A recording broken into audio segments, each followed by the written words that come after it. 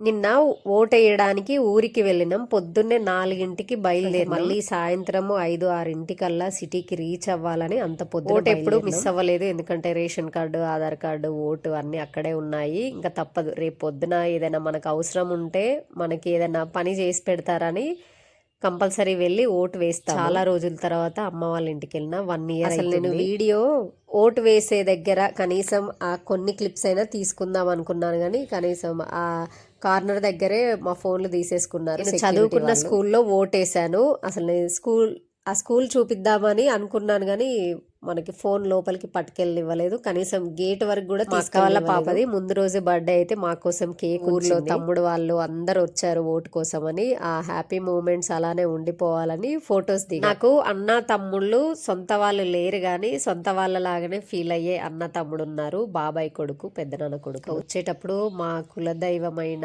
ఎల్లమ్మ అమ్మవారిని దర్శించుకొని వచ్చాము. ఇదొక హ్యాపీ మూమెంట్. సిటీకి వచ్చాక ఇంకా కారు ఉంది కదా అని 2 బ్రాంచెస్ అయితే చూసినాము. పాప కోసం ఇంటర్ కాలేజ్ సెర్చింగ్ లో ఉన్నాము. ఇంకా ఫైనల్ అవ్వలేదు. అదేంటో నేను నెక్స్ట్ వచ్చే వీడియోస్ లో చూపిస్తాను. ఓకే అండి, ఇంకా బాగా వీడియో తీద్దాం అనుకున్నాను, అంత ఛాన్స్ కూడా ఇవ్వలేదు మా వారు.